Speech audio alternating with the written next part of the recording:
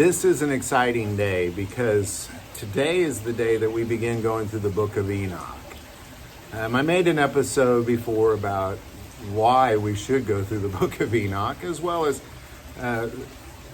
biblically speaking, I think it's important that we take some time to look through it to see what it is Enoch knew about the end times, about demonic things, about giants among us, about the nephilim among us, there was so many things that he had insight on that just simply is not in detail in the Bible, specifically about the end times. Now, I'm not saying it belongs in the Bible, and I'm not saying it doesn't belong in the Bible. What I am saying is that it's darn interesting information. And so far, much of what I've studied out is supported by the Bible. You can see things in Enoch, and there's biblical things that support what is said in the book of Enoch. Again, not saying it belongs there, not saying it doesn't. However, there are many Jewish cultures that do put the book of Enoch in the canon. Jude prophesied about, or Jude talked about the prophecies of Enoch. And it's important that we just look at it. Again, not saying it belongs there, not saying it doesn't.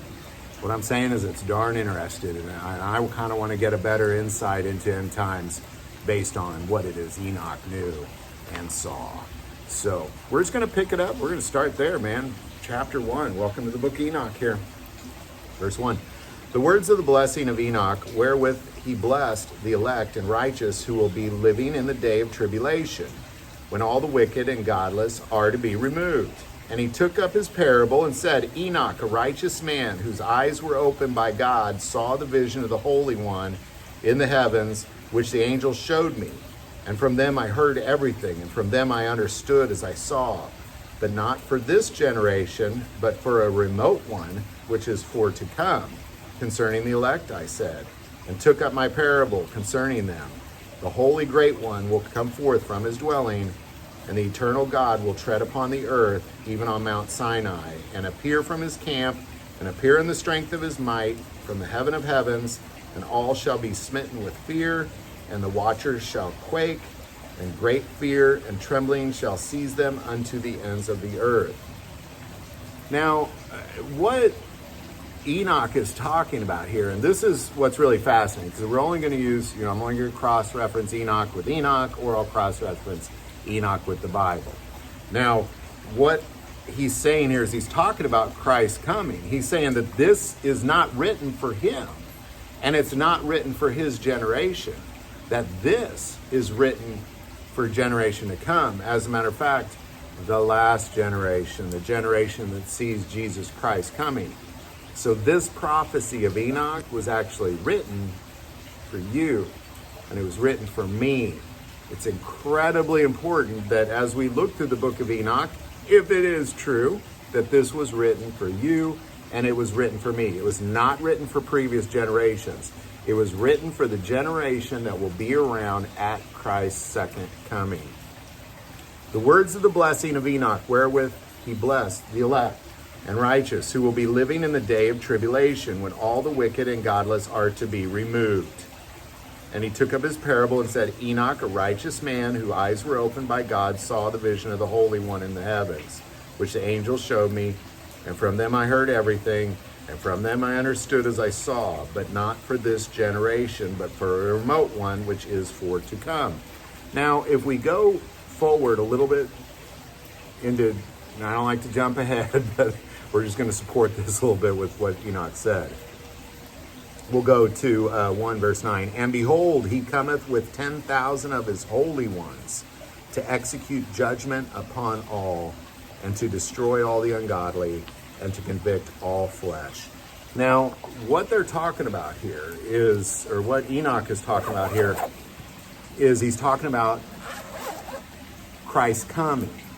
He's talking about this moment in time in Revelation 19:11. Then I saw heaven open, and behold, a white horse, and he who sat on was called Faithful and True, and in righteousness he judges and makes war. This is the prophecy he's talking about. But even Jude, like when Jude brought up Enoch, he specifically addressed this, where he says, behold, he cometh with 10,000 of his holy ones in verse 9. If we look at Jude, Verse 14, now Enoch, the seventh from Adam, prophesied about these men also, saying, behold, the Lord comes with 10,000 of his saints to execute judgment on all, and to convict all who are ungodly among them of all their ungodly deeds, which they have committed in an ungodly way, and of all the harsh things which ungodly sinners have spoken against him. So here Jude is quoting, literally quoting the prophecies of Enoch. And Jude is saying the same thing. So Enoch saying, this isn't for us. This is for future generations. And Jude now is saying, this is not for us. This is for the future generations. Well, what generations? Those who are in the time of trouble. Those who are in the time of tribulation. Those who are there when Christ returns to execute judgment.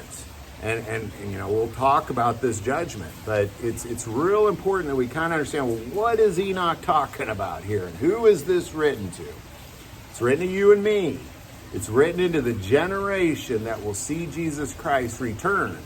And again, how do we know we're that generation? Well, Matthew 24, the parable of the fig tree. You know, we can go on and on and on. You know, Ezekiel's prophecy of laying on his left and right side. I mean, there's so many things that point towards this time. The biggest one being, again, the prophecy that Jesus said in Matthew 24, the parable of the fig tree, Israel becoming a nation in 1948. But that generation will not pass away until all things are complete. So the generation, even that's older than us, will still be around when Christ returns. And it's very important that we understand, well, what is this book written about? Who is it to? Well, this beginning portion, this particular prophecy, because these are a collection of books all put within one book. Enoch had lots of prophecies. This first one, this is to you and me, talking specifically about the words of the blessing of Enoch, wherewith he blessed the elect and righteous who will be living in the day of tribulation when all the wicked and godless are to be removed. That's who it's to. And he's actually blessing us. It's an incredible thing. And it's very important that we fully understand what it is that Enoch's trying to say if we're going to go through his writings. So I hope this video helps. We'll keep digging in. Get a copy of Enoch as we continue to go. I know a lot of you are going to get upset and blasphemy, but hey, Jude quoted him too, man. I can't. Sorry, I'm going to go through it. He's quoted in the Bible. This book is quoted in the Bible. So I'm going to take a look at it. I want to see what Enoch had to say and what he saw. So any thoughts or insight on any of that, definitely put it below. Keep following us. Again, we'll be in this cave every time. So we're okay, this one or another one. Put the comments below. Like this video, click like and subscribe. Feel called to support this channel, Patreon. That link is also below. But the most important part of this channel is we take prayer requests. So please don't ever hesitate to send that in.